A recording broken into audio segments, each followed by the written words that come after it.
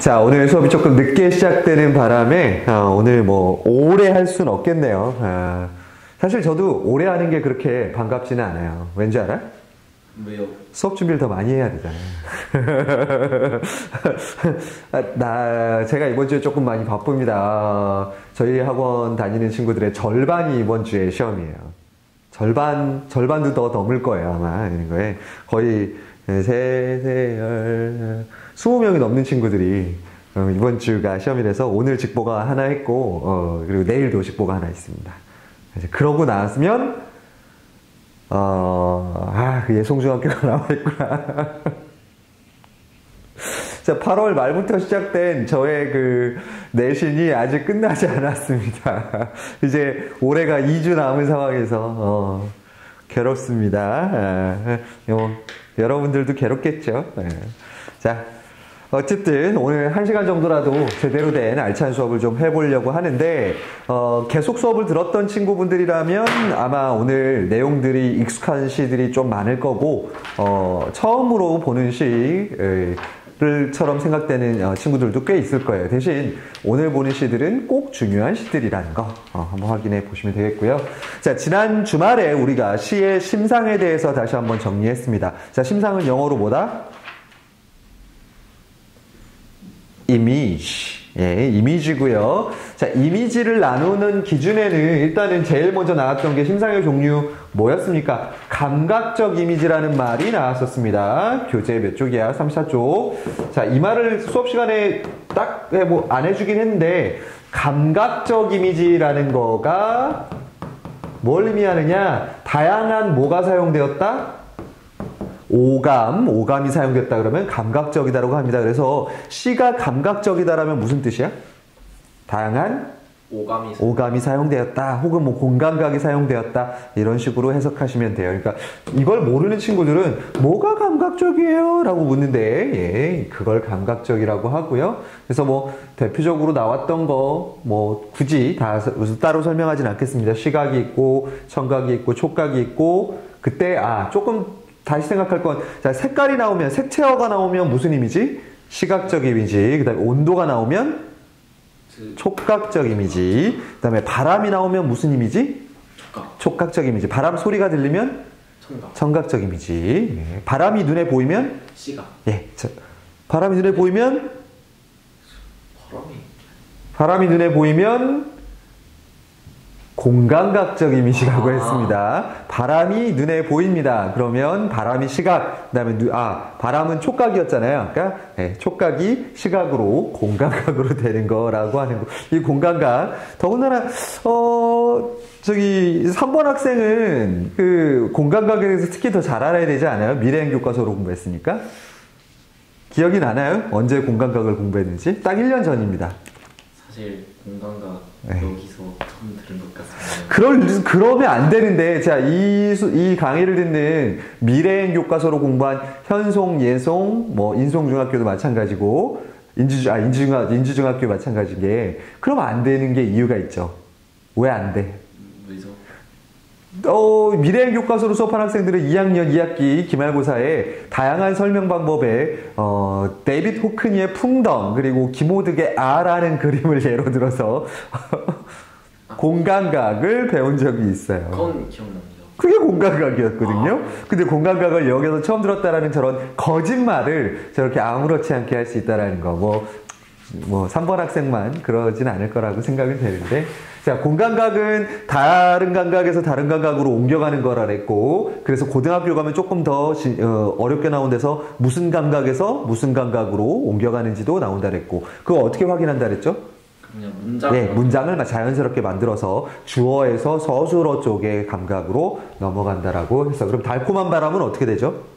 이제 바람이 달콤한. 그럼 바람은 촉각의 미각. 예, 미각화. 오, 좋습니다. 오, 그렇네요.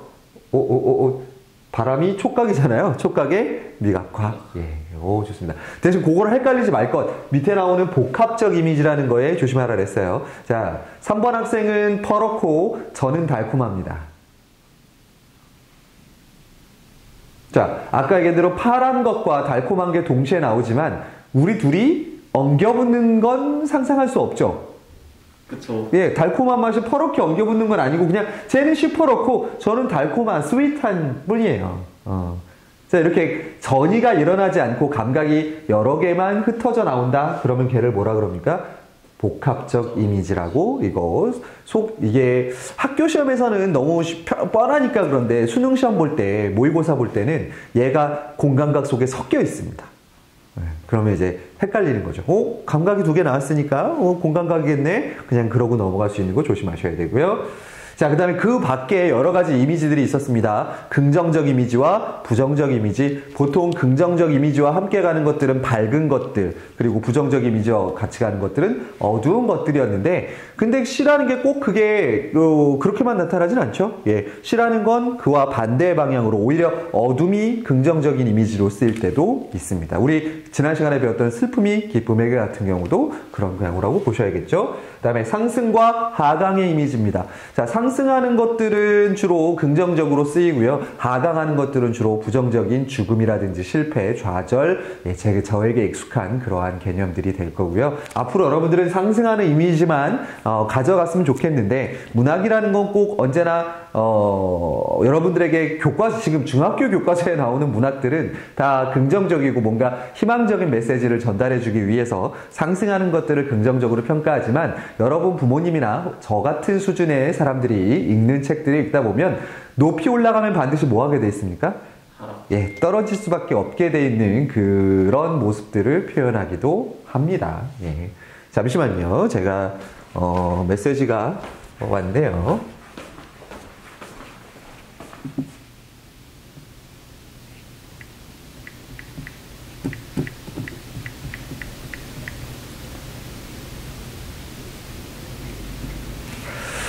예, 별거 아니었어요.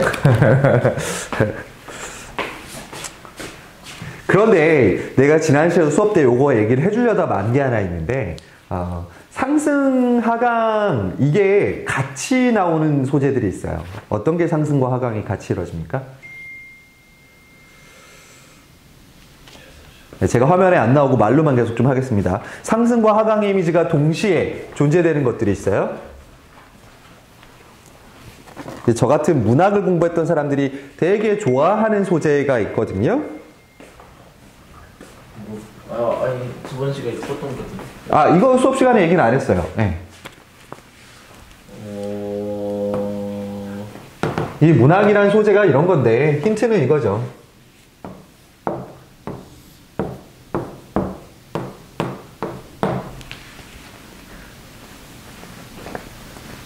예, 그네입니다. 네, 생각해 보세요. 그네라고 하는 것은 더 높은 곳으로, 멀리 있는 곳으로 가고 싶은 욕망을 보여주기 위해서는 어떤 운동을 합니까? 위로 올라가는 상승 운동을 하죠. 자, 그런데 어쩔 수 없이 줄에 매달려 있고, 그 다음에 그네라고 하는 건 인간이라고 하는, 이거는 얘기했네요. 인간은 어쩔 수 없는 뭐에 잡혀 있는? 중력이라는 그래비티에 잡혀 있는 존재다. 그럼 결국은 다시 뭐 할 수밖에 없습니까? 내려옵니다. 그럼 보통 그네는 인간의 뭘 보여주는 거야?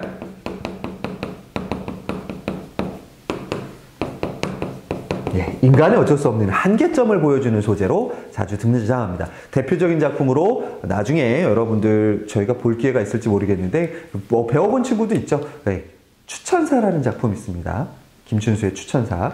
향단아 나를 밀어다오.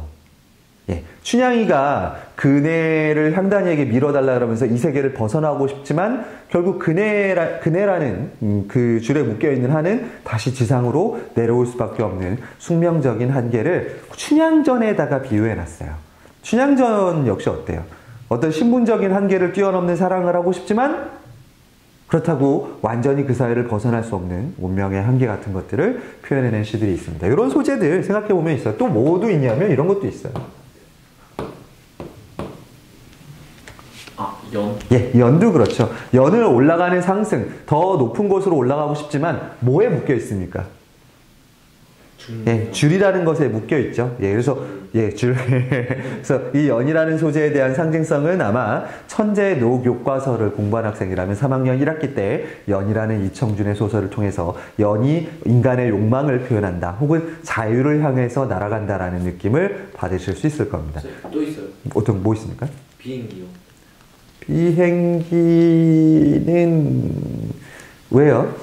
그 올라가다가 이제 연료가 부족하면 내려가잖아요. 근데 뭐 이제 중력이라는 것에 묶여 있으니까 네가 지금 서 있는 것도 사실 근원적으로는 같죠. 그래서 예전에 80년대 영화 제목 중에 이런 게 있습니다. 부모님께 한번 여쭤보세요. 부모님 데이트할 때쯤에, 데이트할 때는 아니겠구나. 부모님 초등학교나 중학교 때쯤에 있던 영화인데, 추락하는 것에는 날개가 있다라는 영화 제목이 있습니다. 사실은 소설 제목이기도 하고요. 이해돼요? 추락하는 것에는 날개가 있다? 자, 추락을 하기 위해서는 반드시 뭐 해야 됩니까? 날아야 돼요. 날으려면 날개가 있는 존재여야 돼요. 그 의미가 좀 느껴져요, 그러면. 추락하는 것에는 날개가 있다. 반드시 이유가 있는 거죠. 네, 이것들. 자, 그런 상승과 하강의 이미지가 시에서 나타날 때 여러분들 그렇게까지 막 고등학교 거에서도 막 그렇게까지 문학에 대한 심취해 있는 내용은 나오지 않지만, 여러분들은 좀 더 레벨 있는 사람들이니까. 자, 뭐 그 다음에 또 무슨 동적 이미지하고 정적 이미지를 설명하기 위해서 제가 승무라는 시를 가지고 춤을 춰줬던 기억도 있네요. 안 출 겁니다. 영상에 남는 거기 때문에. 네. 그래서 동적인 이미지는 뭘 표현하고요? 생명력과 에너지를 표현하고요. 정적인 이미지는 주로 우리 산노루라는 시 배웠던 거 기억나죠? 자, 정적인 이미지, 산도화 배웠군요. 산도화. 예.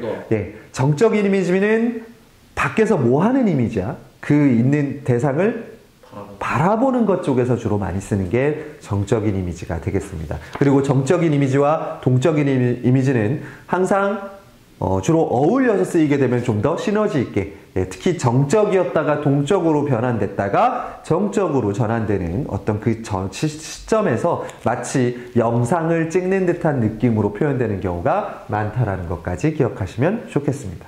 이렇게 해서 여러분들 지난 시간에 했던 것들 잠깐 살펴봤습니다. 자, 그러면 요 문제를 좀 하고 우리 그 시들을 좀 과제로 나갔던 시들을 좀 해결하러 가봅시다. 여기가 몇 쪽? 38쪽이네요. 38쪽에 박남수의 아침 이미지라는 시를 좀 보겠습니다. 자, 이 시는 여러분들이 이 시를 공부한 적은 없겠지만 사실 공감각이라는 것들을 공부하다가 항상 봤던 시이기도 해요. 유명한 구절이 있습니다. 한번 찾아볼래요? 어디가 한번 전에 본 적이 있는 구절이지?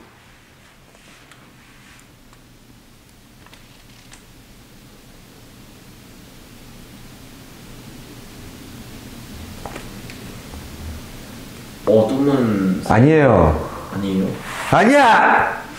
새벽은 개벽을 한다? 아니야! 자, 이 부분 금으로 타는 태양의 즐거운 울림이라는 공감각적인 표현 때문에 굉장히 여러분들 시에서 이 부분만 딱 해가지고 공감각을 설명하는 데 많이 썼던 시이기도 한데요. 이 시가 어떤 시인지 좀 보죠. 여러분, 아침 이미지입니다. 아침이 어떤 이미지예요, 여러분들한테는? 밝고 거짓말하지 말아요. 어디 힘들고 지치고 짜증나고 벌써 패배자가 된 느낌으로 아침을 시작하는 게 여러분들이죠. 고등학교에서도 그러면 이제 진짜 알만합니다만, 자, 이건 시니까 여러분 교과서에 나오는 시잖아요. 그러니까 아침의 이미지는 정적이겠니, 동적이겠니? 동적. 예, 요거 생각하시면 돼요. 동적의 에너지가 넘치는, 자, 생명력이 넘치는 이미지가 될 겁니다. 그래서 보시죠. 자, 어둠은 새를 낳고 돌을 낳고 꽃을 낳습니다. 여기 어둠에다가 좀 별표 좀 쳐보세요. 보통 우리가 아까 이미지에서 어둠은 긍정, 부정? 보통은 부정적인, 뭐 윤동주시에서 밤 나오면 당연히 엄혹한 일제강점기를 보여주는 소재, 이렇게 설명을 했었지만, 이 어둠은 뭐를 낳습니까? 지금 새를 낳고요, 돌을 낳고요, 심지어는 뭐까지 낳습니까? 꽃까지 낳습니다. 그럼 이 어둠은, 자, 긍정적인 소재일까요, 부정적인 소재일까요? 긍정. 예, 어둠은 긍정적 소재로 등장합니다. 예. 왜? 어둠이 상식적으로 생각해 보세요. 밤이 있어서 밤에서 이러한 것들이 휴식을 해서 거기서부터 뭐 한다라고 표현하는 거야. 아침이 돼서 어둠이 얘네를 낳아주는, 출산한다라는 그 표현으로 하고 있어요. 그렇잖아요. 여러분들도 잠을 안 자면 지금처럼 쌩쌩하게 앉아서 이렇게 수업을 들을 수가 없지 않겠습니까? 그 의미 생각하시면 되고. 그래서 어둠이 지나서 아침이면 어둠은 온갖 물상을 돌려주지만, 자, 물상입니다. 온갖 물건들이에요. 자, 물건들은 뭐가 있겠어? 새, 돌, 꽃을 돌려주지만 스스로는 땅 위에 굴복한다. 자, 스스로 땅 위에 굴복한다는 건 무슨 뜻? 아침이 됐잖아. 그럼 뭐 해줘야 되는 거야? 어둠은. 그림자. 예, 물러나줘야죠. 햇볕에 의해서 물러나주는 걸 이렇게 표현하는 거죠. 그러니까 여러분이 만약에 이렇게 아침을 낳았으면 뭐 할 법도 해. 되게 막 의시되면서 야, 다 내 거야 라고 의시될 수 있지만 그런 게 아니라는 거죠. 자, 무거운 어깨를 털고 물상들은 몸을 움직여 노동의 시간을 즐기고 있다. 자, 노동의 시간이라고 하는 건 시간적 배경으로 언제를 얘기하는 거야? 아침이 돼서 움직이기 시작하는 걸 표현합니다. 자, 그러면 얘는 정적인 이미지야, 동적인 이미지야? 지금 아침은? 동적. 예, 마치 파티를, 동적. 제 이름, 저도 모르게 제 이름을 이거, 나르시즘에 너무 빠져있는 거 아니야? 동적인 이미지죠, 당연히. 노동의 시간을 즐기는 거. 자, 그 동적인 이미지를 무슨 단어로 표현해놨습니까? 잔치라고 표현해놨습니다. 파티예요. 여러분들 참 희한하죠? 파티라고 하면 되게 동적이고, 잔치라고 하면 느낌이 잘 와, 안 와요? 느낌이 잘 안 와요. 그죠? 옛날에는 선생님은 가난해서 그런 거 못했지만 어쨌든 생일잔치 이렇게 불렀거든요. 근데 여러분들은 그냥 생일잔치 생파라고 부르잖아요. 생일 파티가 돼버린 상황에서. 자, 즐거운 지상의 잔치에 금으로 타는 태양의 즐거운 울림. 자, 아침이 됐으니까 태양이 높게 떴고요. 자, 그 태양이 즐겁게 뭐하고 있대? 울리고 있습니다. 자, 그럼 태양은 시각이죠. 울림은? 청각? 예, 울리는 건 들리는 겁니다. 선생님, 스피커가 울리면 제가 온몸으로 느끼는 게 울리는 거 아닌가요? 예, 소리가 울리는 걸 듣는 거고요. 지금 위에 수영장 소리가 울리는 거 같은 거죠. 자, 그래서 시각이 청각으로 되는 뭐라고 보면 돼? 공감각이 사용되어서, 자, 역시나 공감각, 울리는 거거든요. 눈으로 보이는 게 아니라 울려요. 그럼 얘도 동적이야, 정적이야? 울리면 동적이죠. 네. 아침의 이미지입니다. 활기찬. 그래서 아침이면 새벽은 개벽을 한답니다. 자, 이거 라인 맞춰준 거예요. 새벽, 개벽. 그럼 새벽은 원래 어떤 느낌이야? 좀 조용하고 이런 느낌인데 이 시에서만큼은 개벽이라는 걸로 표현됩니다. 개벽은 그럼 어떤 거야? 매우 뒤집어지는 거죠. 완전히 있는 거에서. 예, 그래서 밤에서 깨어난 물상들이 아침에 맞아서 태양을 맞아서 울리면서 개벽을 하는 새벽의 활기찬 모습을 보여주는 시 되겠습니다. 이 시에서는 그래서 이 어둠을 부정적으로 보지 않는다라는 걸 묻는데 꽤 많이 나오는 시가 되고 동적인 이미지를 설명하는데 가장 많이 나오는 시가 되겠습니다. 자, 이 시에 대한 설명으로 적절하지 않은 거 고르랍니다. 너무 쉬운데? What number? 잠시만요. 4번입니다. 예, 4번이죠. 그렇지. 바로 이게 핵심인 거야. 그래서 어둠을 부정적인 이미지로 보내지 않습니다. 그렇다고 아침을 부정적으로 보지도 않죠. 예. 생명력이라는 말이 들어올 수 있고요. 자, 기억, 니은, 디귿, 리음에 대한 설명으로 적절하지 않은 것. 이건 물상은 새돌꽃. 맞죠? 예. 니은이 노동의 시간 즐기는 거. 맞습니다. 예. 그 다음에 디귿 즐거운 지상의 잔치. 동적인 이미지로 환기시키는 거. 맞습니다. 자, 리을 태양이네요. 절대적인 존재의 위험? 4번입니다. 예, 4번이죠. 여기서 태양은 잔치의 일부분인지 어떤 존재 위험, 이러는 위험을 보여주는 건 아닙니다. 그 다음에 개벽이라는 게 아침의 이미지를 어떻게 해서 보여준대? 집약해서 보여준다. 생동감 넘치는 걸 표현한 거라고 하겠죠. 3번은요, 아까 얘기했습니다. 여러분, 시각을 뭐 한다? 청각합니다. 자, 그러면 태양이 울린다라고 표현됐던 예, 금으로 타는 태양의 즐거운 울림이라고 생각하시면 되겠죠. 그 부분이 이 시에서 지금 나오는 포인트들은 다 잡아서 얘기했어요. 그래서 자, 그 뒤에 보면 여승이랑 뒤에 나오는 이시영의 마음의 고향 6이 나옵니다. 얘는 우리 교재 문제 과제 풀어준 거에 있었죠? 예, 거기에 있었죠? 예, 있습니다. 능력이죠. 있는 거에서. 그쪽 가서 조금 더 자세히 설명하기로 하고, 패스하고, 그러면 우리 교재, 과제로 나갔던 그 부분으로 다시 가겠습니다.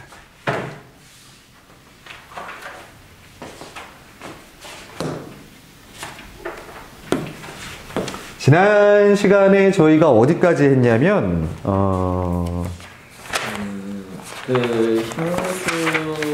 예, 슬픔이 기쁨에게 정호승 했었고요.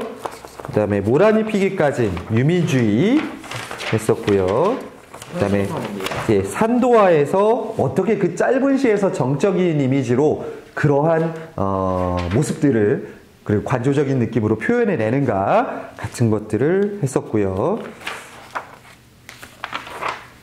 예, 접동세 했죠. 접동세, 김소월의 접동세에서 접동하고 랩이 접동에서는 청각적 이미지, 그리고 뭐를 차용했다?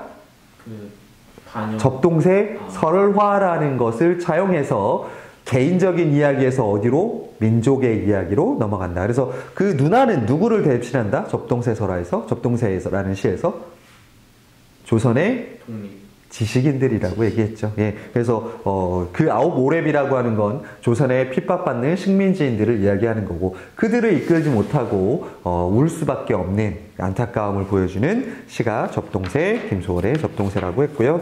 자, 그러면 오늘 아주 중요한 시, 이 시는 아마 설명하고 수업 시간에 다시 한번 설명을 해야 될 것 같아요. 왜냐면 너무나 중요한 시기 때문에 일단 여기도 설명을 좀 해보고 다시 한번 설명을 수업 때 안 듣고 이렇게 뻔하기 때문에 이렇게 너무 거북목스럽다. 안 듣고 이렇게 뻔하기 때문에 여러분들을 믿지 않아요. 여러분들은 여러분을 믿나요? 아니요. 예, 저도 안 믿어요. 니네만 스스로 안 믿는 건 아니에요. 우리가 이렇게 믿음이 없어요, 서로. 그래서 왔습니다. 예, 안 볼 것 같아서 예, 좋은 선택이에요. 자, 이제 정종의 향수라는 작품으로 가보죠. 자, 일단 향수니까 향기로워라. 자, 이 향수를 떠올리는 친구들이 있을 때 아니죠, 있는 거. 이때 향수는 뭔 뜻일까요? 살짝 그리운. 예, 무엇을 그리워? 자, 그런 것 같은데. 향수병이라는 게 있죠. 물론 그 향수 바틀 말고요. 그리운 냄새. 그리운 냄새. 냄새하고 상관없어요. 향수는요. 여기서 말하는 향수는 고향을 그리워한답니다. 그래서 밖에 외지 생활을 너무 오래 하면 고향이 그리워지는 병을 무슨 병? 그걸 향수병이라고 하는 거예요. 이 디지즈예요. 그 바틀이 아니라. 전 지금까지 그리운 냄새를. 아니에요. 예. 향수는 고향이 그립다란 뜻입니다. 이 무식한 것들아. 아이고, 진짜. 자, 그런데 지은이가 누굽니까?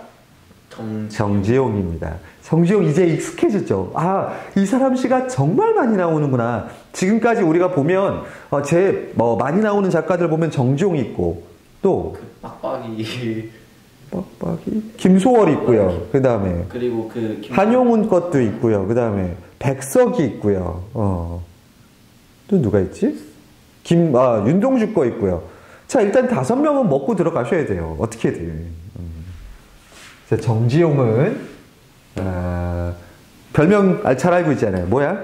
이미지. 예, 이미지. 자, 이 시는요, 정말 이미지로 고향의 모습들을 세세하게 표현해내고 있습니다. 그 안에는 시각적인 것도 있고요, 후각적인 것도 있고요, 촉각적인 것도 있고요, 그 다음에 공감각적인 것도 있고요. 또 중간에 보다 보면, 여러분, 고향의 모습은 정적인가요? 동적인가요? 동적. 고향의 활기찬 모습, 그럴 수도 있고, 또 추억이니까 어떤 모습도 있겠어요.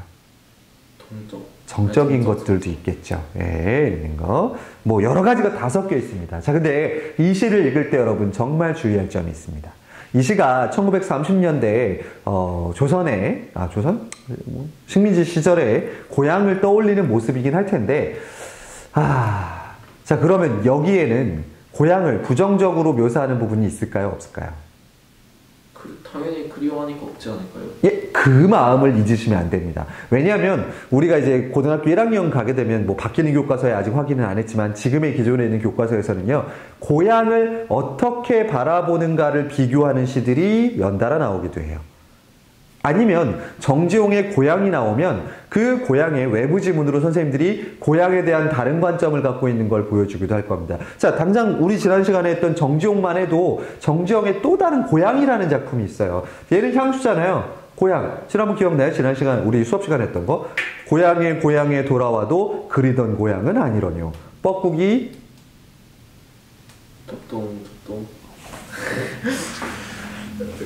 기억이 안 나는가 보네. 어쨌든 고향을 부정적으로, 이 정종만 해도 고향을 부정적으로 그리는 시들을 쓴 적이 있지만, 자, 여러분 조심하십시오. 향수에서는 절대 고향에 대한 부정적인 모습을 떠올리려고 하는 거 아닙니다. 그러면 이 시를 읽고 어떤 느낌이 들면 안 돼? 안타까움, 서러움, 서글픔, 이런 거 하시면 안 돼요. 왜냐면 이제 읽으시면서 해석해 보시면 나올 겁니다. 자, 일단 가죠. 사실은 이걸 하면서 저거 할까 생각했거든.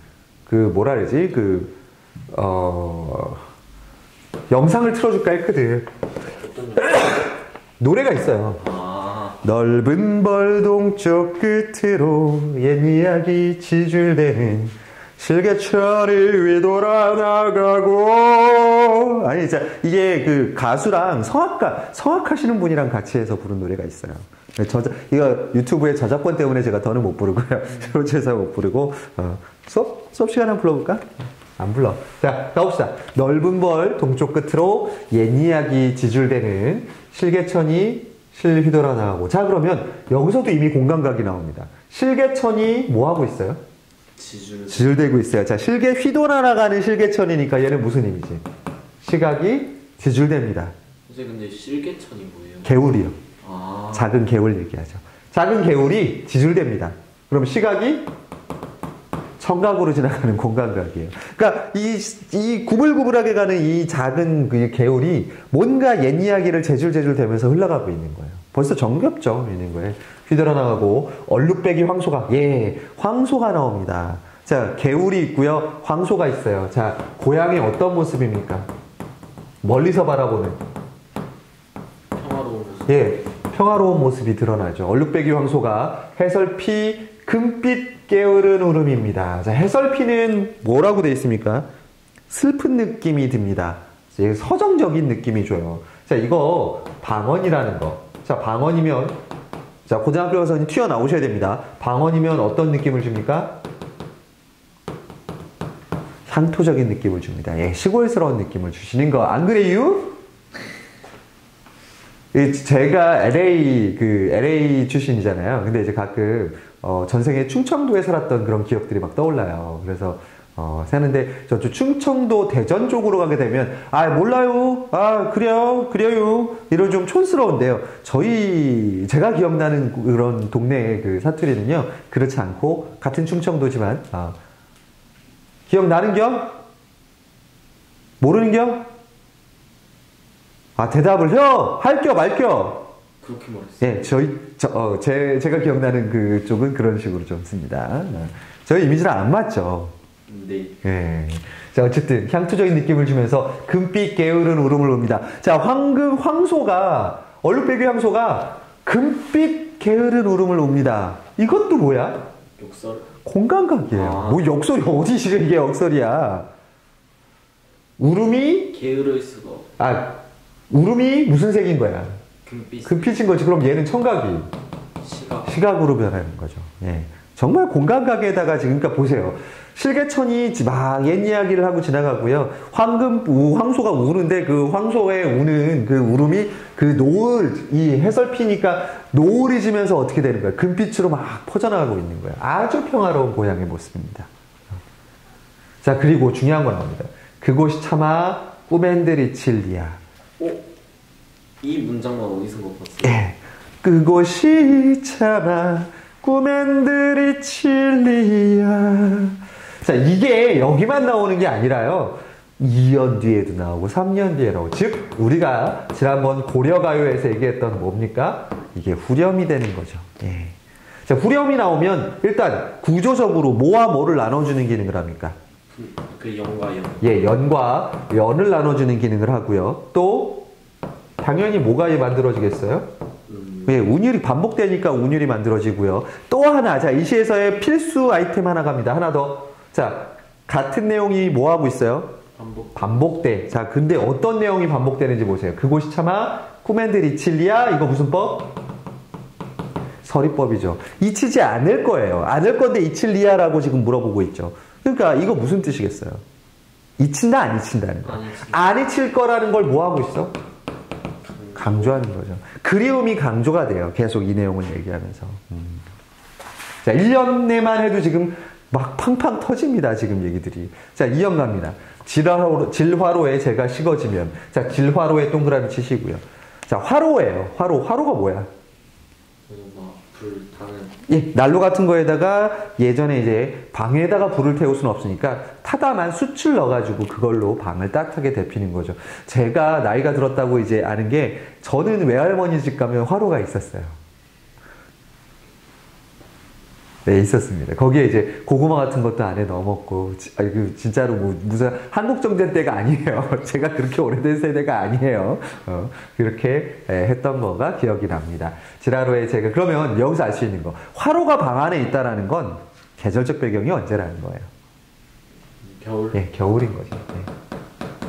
이런 것도 파악하실 줄 아셔야 돼요, 이제. 자, 겨울에 제가 식어져요. 자, 그러면 제가 식어졌다라는 게 뭘 뜻하는 거예요? 이제 다 썼다. 다 썼다 했으니까 저녁이겠어? 아니면 밤이겠어? 밤 한밤중이겠어요? 한밤중. 예, 한밤중이라는 뜻이죠. 이렇게까지도 파악하실 줄 알아야 됩니다. 물론 시인들은 이렇게까지 뭐 생각하고 쓰는 거죠. 이미 생각하는 거니까. 자, 그 다음에 빈 밭에 밤바람 소리 말을 달리고. 자, 밤바람 소리가 말을 달립니다.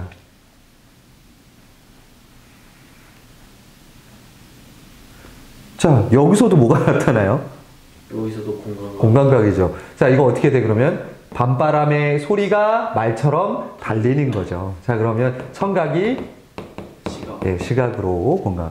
그러니까, 여기서부터 좀 생각해 보셔야 돼요. 바람이 말을 달린다라니까 어떤 느낌이냐? 겨울바람이 약하진 않을 거예요.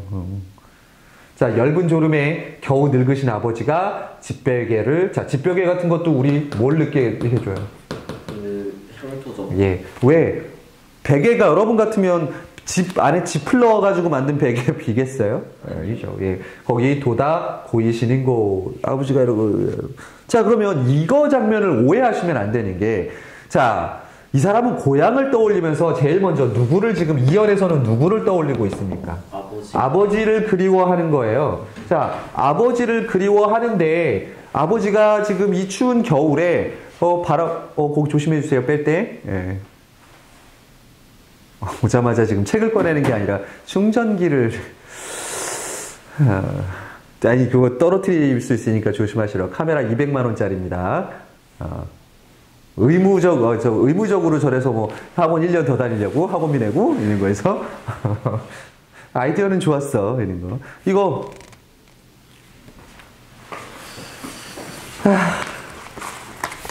못 줍니다. 저도 지금 시간이 없어요. 이런 거. 자, 여기서 아까 오해하지 말라 그랬어. 향수라는 건 고향을 그리워하는 거거든. 자, 근데 이 아버지가 혼자 들어 넣어가지고 이렇게 옆으로 들어놓는 거 보면 안타까움이 느껴져요. 맞아, 안 맞아?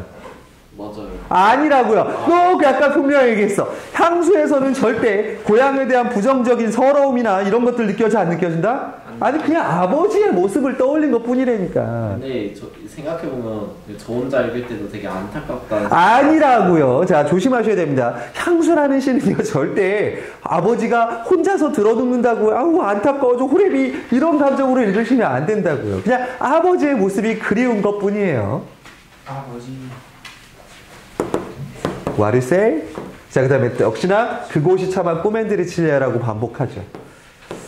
자, 그 다음에 이제 3년입니다. 자신의 어린 시절을 돌이켜봅니다. 흙에서 자란 내 마음. 예, 흙에서 뛰어다녔을 테니까요. 파란 하늘빛이 그리워. 자, 파란 하늘빛입니다. 어떤 빛이겠어요? 매우 이상과 동경을 가진 거죠. 자, 이 시절, 어린 시절에는 이 사람도 순수함을 가지고 있었을 거예요. 따라서 파란 하늘빛이 그리워서 함부로 화살을 쏘았답니다. 자, 함부로 화살을 쏘았다는 건 어떤 걸 의미하는 거야? 겁이 없었다는 거죠. 그 시절에 그러니까 순수했던 그 시절이에요. 여러분들은 지금 만약에 화살을 하늘을 향해 쏘는 행위를 하면 뭐라고 생각할 거야? 저런 바보, 뭐 이렇게 생각하겠죠. 여러분이라면 그런 무모한 짓은 하지 않겠죠. 그죠? 여러분 같으면 떨어질 줄 알면서 포고를 지원한다거나.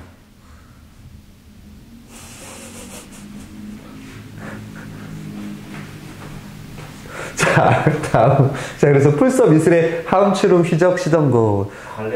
왜요? 너무 하늘을 언제 함부로 쏜 화살을 쏜 적이 있어요? 그런 거, 그러니까 자기가 좋아하는 이성에게, 하긴 요새 그런 도전 정신도 없잖아. 괜히 말 잘못하면 물 마시러 갈 거잖아요. 산만해, 오자마자. 자, 그리고 다시 한번 꿈엔 드리칠리아. 그래서 자기의 어린 시절이 나오고요. 사연 갑니다. 자, 사연 되게 시험에 진짜 많이 나오는 거예요. 사연 잘 봐야 돼요. 전설 바다에 춤추는 밤물결 같은. 자, 같은 나왔으니까 이거 무슨 법? 직유법이죠. 자, 직유법이 나왔다면 원관념이 뭔지 찾으셔야 됩니다.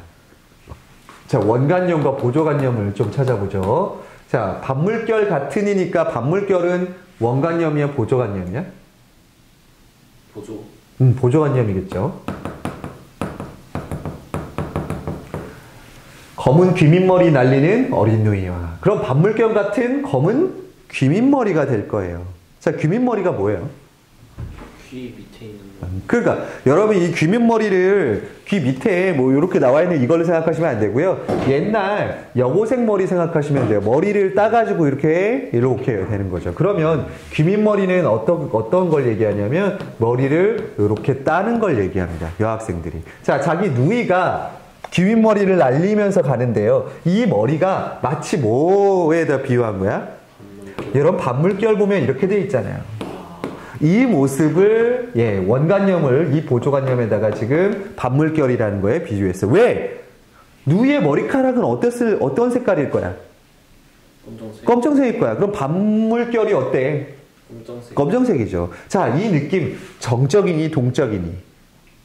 이게 바로 동적인 이 모습이 보이는 것이 되겠습니다. 요거 시험에 진짜 잘 나와요. 애들이 이게 밤물결 같은 게 뭘 비유하는지를 몰라요. 귀밑머리가 뭔지 잘 모르니까. 그러니까 누이는 어린 누이를 생각하면 누이가 막 뭐 하는 거야?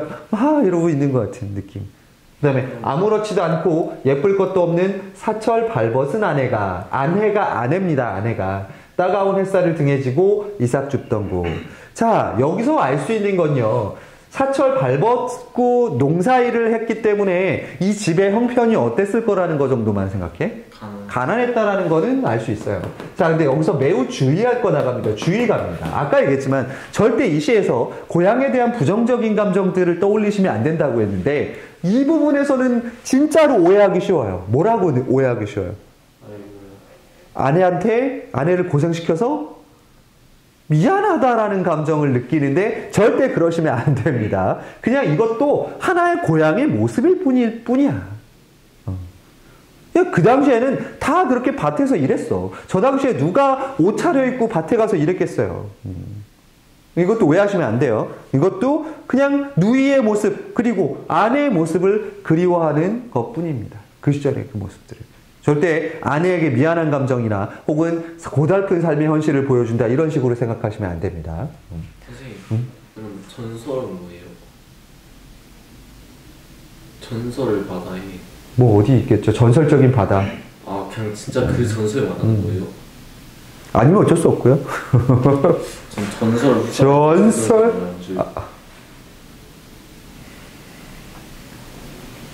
레전드.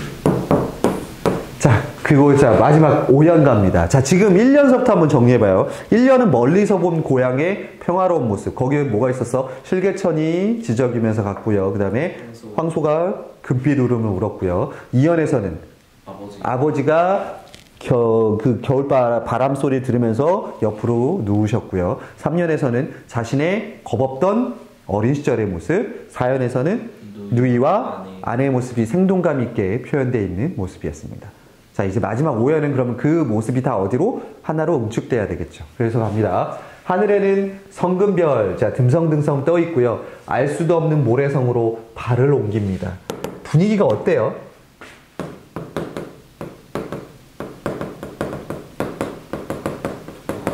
네, 동화적 분위기죠. 낭만적이죠. 서정적이죠. 낭만적이라고 하긴 좀 그렇고. 서리 까마귀. 자, 서리 까마귀. 서리가 뭐야? 서리가 언제 내려요? 겨울이. 예, 초겨울쯤에 이제 얼기 시작하는 거죠. 서리를 맞은 까마귀란 뜻이에요. 제가 아까 여기 질화로가 계절적 배경을 보여주는 거니까, 예, 초겨울의 모습입니다. 초겨울의 까마귀가 우지짓고 지나가는 초라한 지붕. 아, 집은 여러분 뭐 화려하지 않아요. 근데 흐릿한 불빛에 돌아앉아 도란도란 거리는 곳. 집은 초라하지만, 자, 아까 얘기했던 집베개 매던 아버지, 그 다음에 사철 발벗은 아내, 그리고 귀밑머리 밤물결 같은 누이, 그리고 자신까지. 자, 어디 가서 분위기를 파악하실 수 있어요? 불빛에 앉아서 도란도란 거리는 곳. 자, 도란도란 거리는 곳은 어떤 이미지예요? 청각적 이미지죠. 시끌벅적 아주 다정하게 얘기 나누는 화목한 가정의 모습입니다. 따라서 이 시 절대로 아까 중간에 얘기했지만 특히 4연 가서 여러분들 아내에게 미안하거나 고향에 대한 아쉬움이 남아있거나 안타까움이 있다라고 느끼시면 안 되는 부분. 왜? 이것 때문에 그래요. 끊임없이 1년서부터 마지막 년까지 뭐가 나와? 꿈의 이칠이야. 그리움이라는 게 주제라는 거야. 절대 아쉬움이나 뭐 감정이 이렇게 서글프거나 이런 게 아니에요. 서글픈데 뭐 그렇게 계속 얘기할 이유가 없잖아요. 있는 거에서 사실은 그래서 이 시를 이해하는 가장 좋은 방법은요. 여러분들이 유튜브를 키시고 가서 정지용의 향수를 검색하시면 이 박인수인가 어쨌든 그 테너 가수하고 가수가 부른 우리 그 남자 가수가 부른 노래가 있습니다. 그 노래가 딱 이 시의 분위기를 되게 잘 살려줘요. 꼭 검색해서 보시기 바랍니다. 자, 그럼 문제로 가보죠.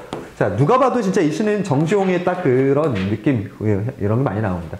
이 시에 대한 설명으로 적절하지 않은 거 찾으랍니다. 5번. 예, 이제 이게 이해가 되죠. 이런 문제가 너무 많을 거예요. 가난으로 고통받았던이란 말이 나오는 순간 끝나버립니다. 고통? 안 돼요, 이 시에서는. 뭐 나머지 것들은 향토적 소재 나왔고요. 비슷한 통사구조 반복은 그곳이 참아 꿈엔들이 진리야 계속 나왔고, 감각적 이미지 진짜로 널린 게 공감각이었고 이미지였고, 그 다음에 동화적으로 표현한 부분도 맞죠. 예. 그 다음에 이 시의 각 단계를 그림으로 표현할 때 시적 화자의 시각과 거리가 먼 것. 자, 여기서도 비슷할 겁니다. 이 상황을 약간 부정적이거나 어둡거나 서글픈 걸로 표현하면 돼, 안 돼? 찾아보십시오. 이것도 이해가 되죠. 예, 이제 되죠? 자, 2번이죠. 아버지를 그리되 노년의 서글픔. 아버지 막 쭈글쭈글렁탱 이래야 돼. 아버지가 막 뼛속까지 들어오는 추위를 느끼면서 이럴 필요가 없죠. 예, 당연히 2번으로 오죠. 있는 거. 평화롭고 향토적인 분위기 맞고, 동심이 드러나도록 하는 거 맞고, 자, 여인네들을 그리되, 4연 조심하셔야죠. 여인들을 그리되 소박한 모습이 나타난다라는 것만 보여주면 되지, 발벗은 가난의 냄새가 난다, 이런 거 표현하면 안 돼요. 있는 거. 그 다음에 초가집, 지붕이밖에 없는 초가집이지만 도란도란하는 아늑한 느낌이 드는 거죠. 예. 그러니까 지금 여러분, 이거 보면 내가 얘기했지만, 이 느낌을 다 뭘로 표현해내고 있어, 지금? 공감각. 이미지, 예, 공감각 같은 이미지로 표현해내고 있어요. 정지용의 특기입니다. 자, 그러면 요 간단하게 가죠. 얄리얄리 얄라성 얄라리얄라. 자, 얘를 좀 설명해 줘야겠어요. 얘는 청산별곡이라는, 예, 고려가요입니다. 자, 고려가요의 특징이니까 몇 음보? 3보. 예. 그 다음에 그 뒤에 후렴구가 후렴구가 있다라는 거. 그 다음에 과장되거나 이러지 않고 매우 어떤 감정을? 솔직한 감정을 드러내는 것들이 많다. 대표적으로 뭐 사랑도 그렇지만 이 시는, 이 고려가요는 사랑은 아니에요. 자, 청산별곡이거든요. 이거 우리 그 음식점 이름에도 많이 쓰거든. 청산이라는 곳에서 부르는 노래야. 근데 청산이니까 어떤 느낌을 줘? 처음 그냥 보기에는. 푸릇푸릇하고 뭔가 생명력이 있는 곳으로 느껴질 텐데, 안타깝게도 여러분들, 고려의 사람들은 행복했을까요? 행복하지 않았을까요? 행복하지 않았어요. 예, 고려의 초기 한 100년 정도 빼고는 끊임없이 전쟁을 치렀던 게 고려입니다. 따라서 고려인들의 삶들은 그렇게 행복하지는 않았을 거라고 봐요. 사실상 몽고한테 200년을 속국으로 지배당한 시기도 있고 있는 거예요. 그래서 얘는 잘 보시면, 자, 우리가 여기에서 지난 시간에 운율에서 배웠던 얘를 찾을 수 있습니다. 혹시 기억납니까? 이 구조? A, B, A. 자, 그럼 살얼이가 뭐가 되고? A, B, A. 이렇게 구조가 되기도 합니다. 청산에 살얼이랐다, 정산에 살얼이랐다. 여기도 그렇죠. 울어라 울어라세요, 자곤이러 울어나세요. 역시나 A. 근데 이게 완전히 같진 않잖아요, 여러분들. 이럴 때는 요렇게 써줍니다.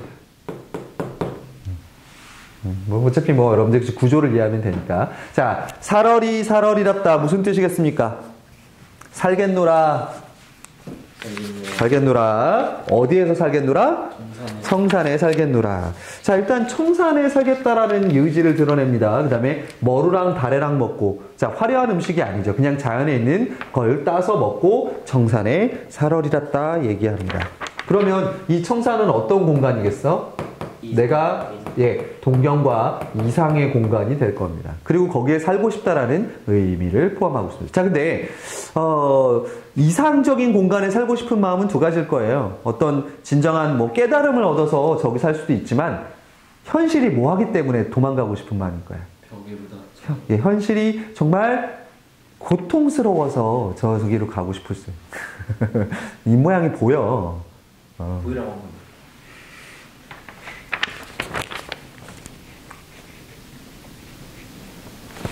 저도. 자, 그래서, 자, 근데 여기 이연 잘 보세요. 울어라, 울어라세요. 자, 근데 갑자기 청산의 이상형 공간에 살고 싶었는데, 울어라, 울어라세요입니다. 자, 이걸 어떻게 해석하냐면, 우는구나로 해석하시면 돼요. 우는구나세요. 자고 일어나서 우는구나세요. 갑자기 왜 울어? 그러면 이 새는 왜 우는 걸까? 자, 밑에 해석하시면 돼요. 널러와 씨름한 나도, 너보다, 씨름은 여러분 고전시가 읽을 때 씨름 뭐였어? 씨름? 걱정한, 하다는 뭐였지? 고전시가에서? 많다라는 뜻이죠. 너보다 걱정이 많은 나도 자고 일어나서 우는구나 합니다. 야, 청산에 간 거야, 못 간 거야, 그러면 이 사람. 못 가. 그래서 울어요. 그래서 우는 거야. 너보다 걱정 많은 나도 우는 거야. 자, 즉, 여기는 뭐야? 현실인데 어떠한? 비참한 현실에 대해서 이야기하고 있는 거죠. 고려인들의 삶이에요. 자, 근데 이제 마지막 얘가 좀 해석이 여러 가지 나오는데 여러 가지 안 알려주고요. 그냥 여러분 한 가지만 알려드리겠습니다. 자, 가던 새 본다. 자, 여기 가던 새에다가 동그라미 치십시오. 가던 새를 어떻게 해석하느냐에 따라서 조금 달라지는데, 첫 번째는 어떤 의미일까요? 날아가던 새로 보시면 돼요. 자, 날아가던 새가 물 아래를 봅니다. 땅을 본다라는 얘기예요. 자, 이건 뭘 뜻하겠어, 그러면? 자, 청산으로 가고 싶은데 밑을 보는 거야. 이건 뭘 뜻해? 현실에 대한? 미련이라고 보는 거죠. 그렇게 볼 수도 있고요. 그렇다면 얘는 어디하고 대비되는 소재겠어? 청산. 오케이. 오, 맞습니다. 청산은 이상적 공간이고, 이 물 아래에 있는 공간은 현실이라는 비극적인 공간이 되는 거지. 새가 계속 밑을 보는 거지. 자, 그거 말고 또 다른 해석이 있습니다. 얘를 이렇게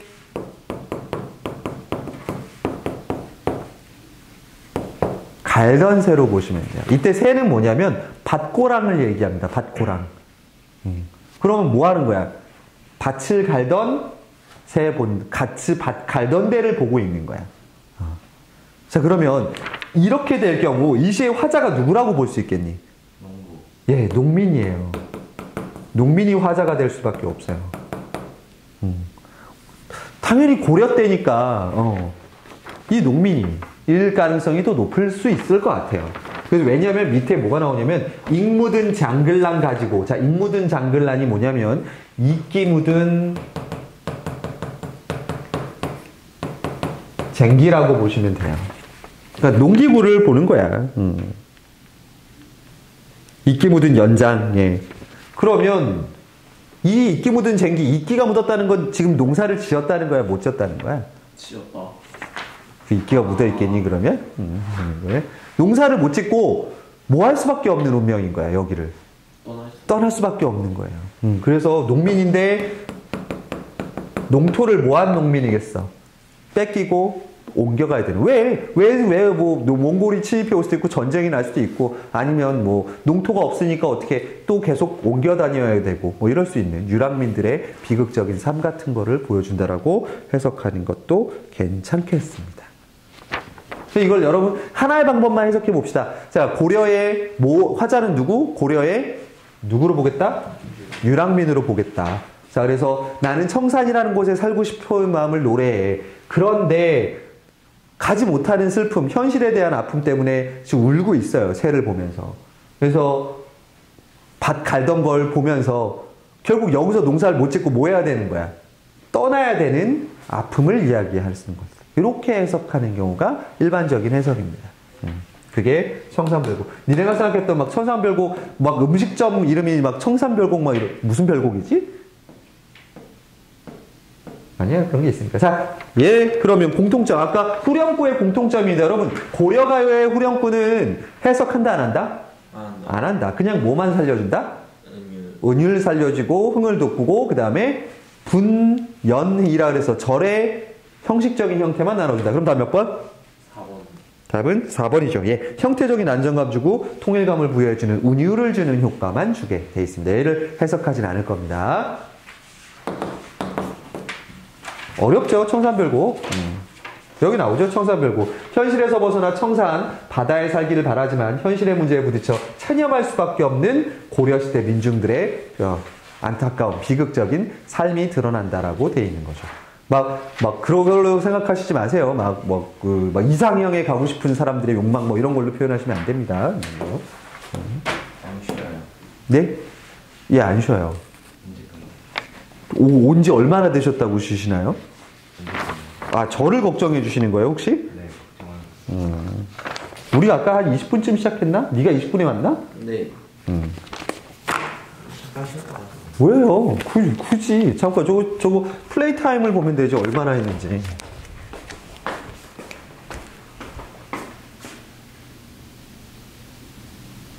(50분) 했어요, 지금. 딱. 왜요? 50분 했으면 힘드니까. 아니, 그냥 15분 더 하고 끝낼래요. 이거 하나 끝나요? 네. 뒤에 또 여운왕골주가 사실은 제가 어디까지 지금 계획을 했냐면, 이거 하고, 여운왕골족하고, 고향 앞에서까지가 돼 있거든요. 저는 살짝 준비했습니다. 지금 몇 시인데? 10시 20분? 바다와 나비까지. 얘까지만 해야겠네요. 진짜 그러면 있는 거에서.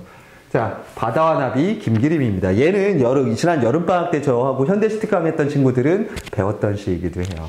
자, 바다 김기림은요, 역시나 여러분, 모더니스트입니다. 김기림. 자, 그 말뜻은 김기림 역시 뭐를 사용한 사람? 이미지를 사용한 사람이에요. 이 사람이 주로 시를 배경으로 하고 있는 건 1930년대입니다. 물론 여기서 여러분들 시대적 배경이 직접적으로 드러나진 않아요. 바다의 나비에서. 자, 근데 1930년대를 생각해 보세요. 자, 시간 예만 하기로 했으니까 한번 기억해 봅시다. 1930년대의 특징이 뭘까요? 이분만.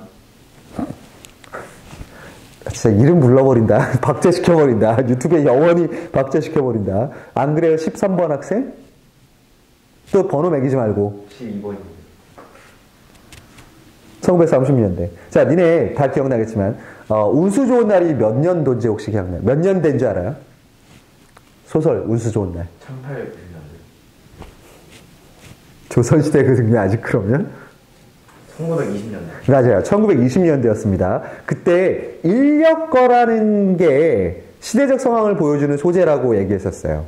왜 그랬는지 혹시 기억납니까? 안 배웠을 거라고 생각해요. 운수 좋은 날. 니네 교과서에 안 나왔으니까. 교과서에 나왔던, 딱 1년 전에 시험 봤던 운수 좋은 날. 왜 1920년대라는 게 인력거가 그걸 등장했지? 지금은 없잖아요. 지금도요, 여러분, 저 경주 같은 데 가면요, 돈만 주면 인력거 끌고 이거 투어 시켜주는 사람들이 있어요. 그때가 상용화되어 있었으니까. 말이 너무 비싸거나 다 죽어서. 우리나라에서 말 타는 건 조선시대고요. 자, 1920년대 인력거하고 운수 좋은 날을 보면 뭐랑 경쟁해요? 기차. 네, 전차랑, 즉된 전차가, 니네가 생각하는 전차가 그런 게 아니에요. 지하철 같은 게 아니에요. 기차라고 보시면 돼요. 있는 거에. 증기기관으로 가는. 그래서 기차하고 전차하고 인력거랑 경쟁해서, 당연히 누가 이겼겠어요? 전차. 이기죠. 자, 그래서 1930년대는요, 본격적인 뭐가 이루어지는 시기? 일제강점기. 네, 일제강점기 안에서의 근대화가 이루어지는 시기라고 보시면 돼요. 이승만 언제예요? 이때도 이승만은 임시정부 일을 하고 있었을 거예요. 물론 제대로 하진 않았지만, 이런 거. 이승만은 1950년대, 45년도에 해방하고 나서 48년도에 첫 대통령이잖아요. 어떻게 저런 무식한 얘기를 할 수 있을까요? 1930년대는요, 일제에 의한 근대화가 강제로 이루어지는 시기. 그러면 이 시기를 대표하는 건 뭐 어떤 느낌이겠어? 철. 자, 이 쇠야. 그전에는 우리나라 다 뭐야? 나무, 이런 거잖아. 자, 철이 가장 근대적인 상징을 보여주는 게 기차예요.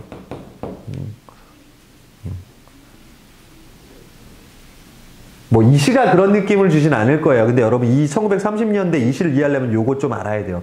근대적인 세계관이 좋았겠니, 나빴겠니? 나빴어요. 왜? 그래요. 내가 있던 거에서 새롭게 바뀌어나가니까. 그러니까 이건 두 가지가 다 있었을 거예요. 삶이 편해지는 것도 있지만 이게 강제로 근대화가 이루어진 거기 때문에 여기에 적응하지 못한 사람들은 어땠을 것 같아? 힘들었을 거예요. 노세 두 마리. 그때 그래서 그것도 비슷하죠. 그건 이제 70년대를 이야기하는 거고요. 있는 거에서. 자, 여러분 이 시에서 여러분 좀 상징적인 게 뭐냐면 이 나비가 뭘 상징하냐는 거예요. 독립. 아니에요. 다음 시를 한번 보죠. 자. 근대화에 들어서면서 딱 들어온 사람들. 정답. 근대화에 상처받은 사람들을 이야기해요. 한번 그러니까 미리 깔아주고 들어가는 거예요. 얘기를. 자, 그러면 아무도 그에게, 자, 그가 누구야? 나비죠. 나비에게 수심을 일러준 일이 없기에. 자, 수심 얼마나 깊은지예요.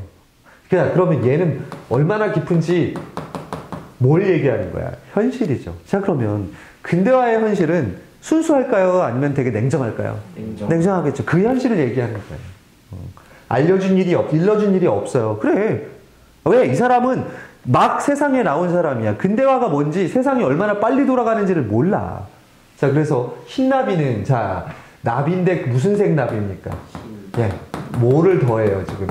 예, 순수함을 더해주게 되죠. 흰나비는 도무지 바다가 무섭지 않습니다. 바다는 그럼 우리가 뭐야? 현실 세계죠. 역시 마찬가지입니다. 네. 나비는 하늘로 해야 되는 거 아닌가요? 이 뒤에 보면 나와요. 그래서. 자, 그래서 청무밭인가에서 내려갔다 그러는. 예, 그렇네요. 나비는 바다가 무섭지 않아요. 그러니까 뭐인 줄 알고 간 거야? 무밭인데요. 하필 무슨 색깔인지 보세요. 청무밭이에요. 그러니까 여러분 이걸 막 색깔이라고 바다의 시원한 색깔로 생각하지 마시고, 이 짙은 푸른색으로 생각하시면 될 거예요. 수심을 알 수 없는 짙은 푸른. 신비롭기도 하지만, 어쨌든 무밭인 줄 알고 내려갔던 거예요. 왜? 거기 가면 무꽃이 피어 있을 거고, 나비는 거기서 꿀을 먹을 거 아니에요. 이런 거에서. 자, 그러고 갔다가 당연히 바닷물에 뭐 했겠어요? 저도요. 날개가 물결에 절어서. 자, 현실에서 받은 뭘 얘기하는 거예요? 현실현과 상처가 되겠죠. 그래서 공주처럼 지쳐서 돌아옵니다. 그러면 나비는 이 청모밭을 뭐 하는 공간이겠어? 지향했던 공간이죠. 근데 갔더니 뭐였던 거야? 바다였던 거죠. 그래서 힘없이 돌아오는 걸 공주에다가 비유해서 지쳐서 돌아왔어요. 상처받은 거죠. 그래서 3월달 바다가 꽃이 피지 않아서 당연히 3월이면 아직 어때요? 춥죠. 차가워요. 근데 바다는 청무밭이 아니잖아요. 그러니까 청무에 꽃이 핀 건 줄 알고 내려갔다가 꽃이 피지 않아서 서글픈 아직도 현실에 대해 뭐 하고 있어? 현실에서 뭘 맛본 거야 지금. 그래서 좌절감을 맛본 거죠. 네. 나비 허리에 새파란 초승달이 시리다. 자, 여기에 밑줄 그으셔야겠죠. 새파란 초승달이 시립니다. 지울 수 없는 상처. 우리가 얘 이미지잖아. 내가 여러분 괜히 이 시를 이렇게 묶어서 하는 게 아니라 니네 백인의 지혜에서 엮어서 오잖아 지금 계속. 초승달이 시리다. 초승달은 시가 시리다는 통각이 아니라 공감각. 예, 공감각이에요. 초승달도 어떤 느낌이야, 여러분들? 날카롭고 어떤 느낌이야? 차가운 밤이니까 차가운 느낌이다. 예. 그런데 거기까지 시린인 거니까 이거 완전히 뭐 한 거야, 나비가 지금 매우 위태. 예, 아주 상처받은 그 모습을 보여주는 거라고 보시면 되겠습니다. 자, 이게 이제 예비고1 학생들에게 제가 들려주고 싶은 시이기도 해요. 여러분이 뭐고? 나비죠. 자, 지금 마음 어떻게? 가서 열심히 하면 되지. 고등학교도 사람 사는 데인데 해서 청무밭인가 하고 갔다가 거기가 얼마나 깊은지 안 알려줬잖아. 거기서 상처받고 여러분 허리가 시릴까봐 성적표가 시리다 이렇게 될까봐 이제 나는 좀 그러니까 이 시는요 모든 어떤 순수한 존재들이 상처받은 순수한 존재들에게 해주기 좋은 시이기도 해요. 그런데 아까 얘기했지만 정확하게 얘기해주자면 1930년대라는 시적 배경을 생각해 보면 저 나비는 누구겠어? 순수한 청년 식민지의 지식인인 거고요. 자, 이 사람들이 어떤 현실을 마주하게 되는 거야? 식민지의 차가운 월을 현실하는 거예요. 현실을 경험하고 난 뒤에 상처받은 모습이 되는 거죠. 네, 이 시는 되게 그래서 이 부분이 진짜 와닿는 거죠. 시려요. 읽고 나면 이렇게 쓱 이런 반응이 와요. 문제로 넘어가시죠. 싸가지가 시리네요. 아주 그냥 뼛속까지 시리네. 이거. 야, 너보다 멀리 있는 친구들도 지금 가야 되거든, 집에. 시리야. 네. 뭐가 또 왔어? 자, 이 시에 대한 설명을 적절하지 않은 것 찾으랍니다. 3번. 예, 그렇죠. 여긴 대응 방식이 드러나지 않아요. 여러분, 나비가 뭘 할 수 있었게요? 이 얇은 걸로. 애초에 나비로 설정되어 있다는 것 자체가 강한 존재가 아니에요. 그 다음에, 보기를 참고하여 이 시의 나비의 의미를 분석한 내용으로 적절하지 않은 것. 3번. 정답. 인생 무상이 무슨 뜻이야? 인생 더덥다. 살아서 무엇하냐? 이 포기하는 거란 말이에요. 근데 나비는 어떤 존재야? 아직 세상에 대해서 알지 못하는. 모르는. 순수한 존재예요. 순수하고 나약한 존재입니다. 안 맞죠? 얘기랑. 3번. 자, 청무밭과 바다는 색채와 형태에서 연상된 것. 맞아요. 예, 맞죠. 푸른색이야. 일부러 청무밭이라고 일부러 표현한 거고요. 자, 물결과 맞서고 있는 나비, 일단은 잘못되어 있죠. 맞서지 않아요. 그 다음에 꽃이 피지 않아서 물결이 일어나지 않는 바다의 모습이 연상돼? 아니에요. 아니죠. 새파란 초승달이 시리다는 나비호리와 물거리를 연결지어 연상한 공감각적 심상이다. 맞습니다. 예, 맞습니다. 그럼 기억과 리을이 답이 되는 2번이 답이 되겠네요. 근데 저 공주가 뭐예요? 프린세스. 진짜 그 공주 말하는 거였어요? 그럼 무슨 공주가 있어요? 돌아온다? 왜 순수한 존재라니까? 힘없고 나약한? 아까 얘기했지. 식민지에서 지식인이 여러분 봐봐. 식민지의 지식인은 할 수 있는 게 없어요. 그죠. 싸울 거야? 자기는 열심히 배웠어. 막 근대적인 사상도 배우고 인간은 막 평등하다 다 배웠어. 그런데 너는 뭔 거야? 식민지인이야. 아니 근데 왜 이러냐면 아까 전소에도 그렇고 지금 공주도 그렇고 뭔가 이런 시에서 되게 쓸 것 같지 않은 말이 나오니까 뭔가 의미가 있을 것 같아요. 공주는 쓸만하지 않아요? 상처받은 나약한 존재를 의미하는 걸로?